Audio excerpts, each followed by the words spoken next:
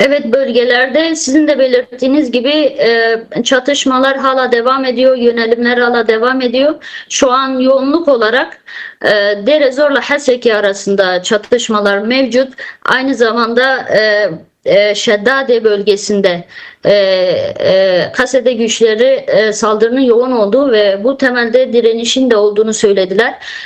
Ölü ve yaralı çete gruplarında çetelerden çok olduğu dile geldi. Aynı zamanda Tişrin'e de yoğun bir saldırı var. Tank ve zırhlı araçlarla bölgeye takviyeler yapılıyor. Bu temelde YPJ Kasede savaşçıları gerekli cevabı veriyorlar. Bu direniş hala devam ediyor. Bölgeden sıcak haberler elbette geliyor. Mahalle mahalle, sokak sokak çatışmalar var. Şimdi Haseki bölgesine bir yönelim olma ihtimali çok yüksek. Bu temelde de tabii hazırlıklar var. Özerk yönetim de açıklama yaptı. Seferberlik ilanı yapıldı.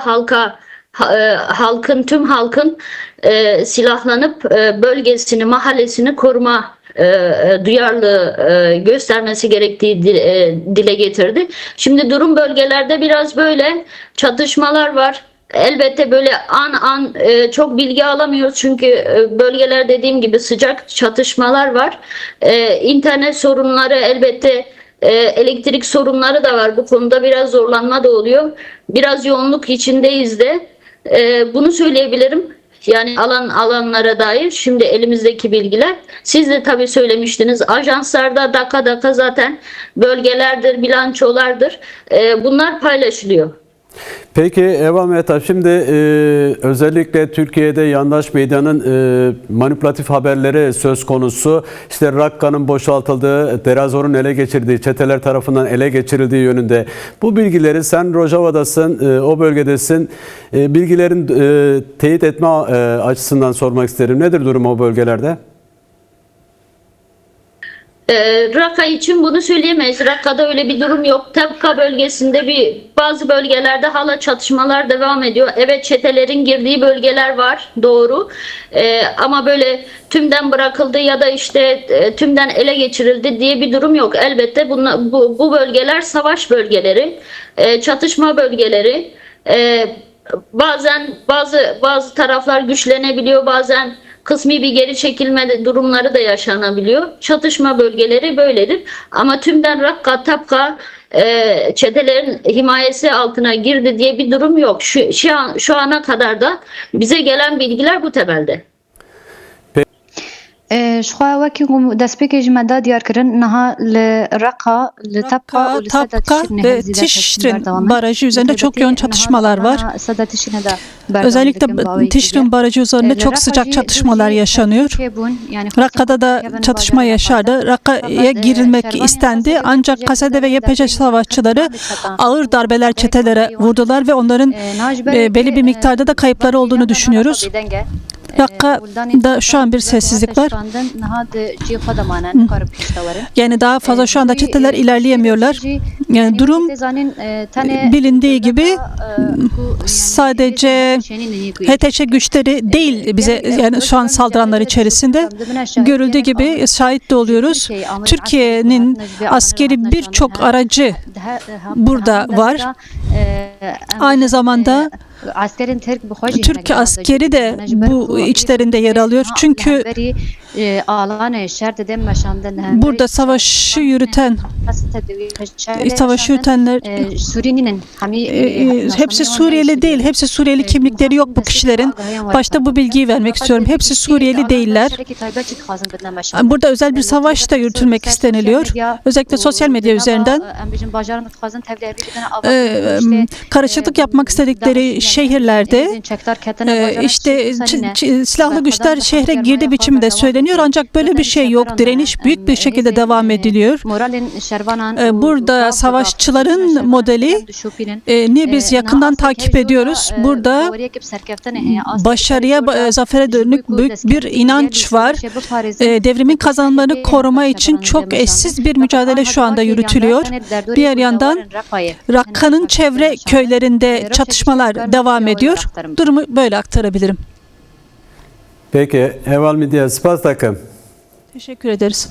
Sizin de belirttiğiniz gibi şu anda özellikle Tişrin barajı hattında ve Tişrin hattının diğer tarafında, yani suyun batı tarafında yoğun saldırılar var. Daha öncesinde zaten o hat bir direniş hattı olarak biliniyor. Daha öncesinde orada yoğun bir çatışma ortamı yaşandı. Halkın katılımıyla büyük bir direniş sergilendi ve o bölgede bir direniş hattı oluşturulmuş durumda.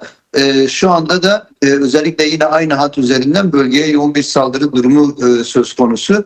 Hem ağır silahlarla hem de tanklar, otobüsler ve havanlarla bölgeye yoğun bir atış gerçekleştiriliyor. Aynı zamanda keşif uçaklarının da bölge üzerinde yoğun uçtuğu ve savaşların bulunduğu noktalara vurmaya dönük girişimlerin olduğu bilgisi var. En son bölgeden gelen haberlere göre oradaki direniş şu anda yoğun bir şekilde devam ediyor. Karadan girme girişimlerine dönük bazı saldırılar oldu ve bunlar püskürtüldüler.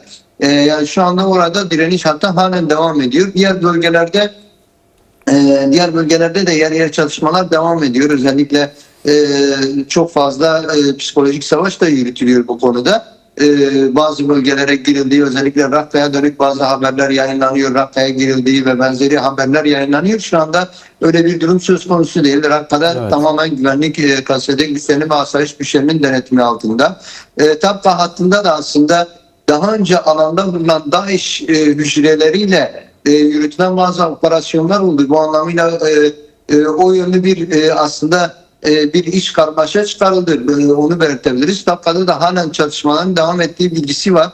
Yani Tabka'dan gelen haberlere göre işte her ne kadar çete basını Tabka'nın tamamen düştüğünü söylüyor olsa da şu anda elimize gelen bilgilere göre halen Tabka hattında direnen güçlerin olduğu ve o anda orada şu anda savaşan mevzilerin olduğu yönde haberler var.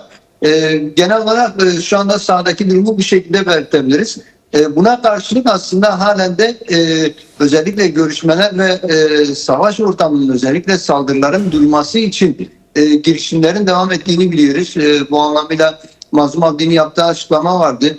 Halen girişimlerin olduğu, özellikle saldırıların durması için görüşmelerin tekrardan 10 Mart anlaşmasının yürürlüğe girmesi veya pratikleşmesi amacıyla görüşmelerin devam etmesine dönük girişimler var. Önümüzdeki saatlerde bu yönde açıklamalar da olabilir. Yani herhangi bir görüşme olmuş mu olmamış mı, alabildiğimiz bilgilere göre bazı telefon görüşmeleri olmuş. Yani özellikle Şam ve özel yönetim arasında, TASE'de yetkilileri arasında bazı telefon görüşmeleri olmuş. Bu Şam'a bir gidiş olur mu olmaz mı, bu yönde haberler de var. Yani Şam'a gidileceğine dönük, evet, Şam'da bir anlaşmaya varılacağına dönük haberler de var. Ama şu anda sahada özellikle özel yönetimin yapmış olduğu seferberlik çağrısıyla beraber halkın savaşçılarıyla kenetlendiği, savaşçıların etrafında direnişi güçlendirmek için mevzilerde savaşçılarla bir olduğunu gözlemleyebiliyoruz. Özellikle bulunduğumuz alanda da, yani Kamışlı hattında da yoğun olarak halkın kastedeyle ortak hareket etmek veya kastedenin direnişine katılabilmek amacıyla merkezlere başvurduğunu gözlemleyebiliyoruz. Daha öncesinden işte özellikle HPC olarak bilinen güçlerin tekrardan kastedeyle birleşerek bu direnişte yer almasına dönük hareketlilikler var. Bunu belirtebiliriz. Şu anda sahada yaşanan durumu biraz bu şekilde özetleyebiliriz.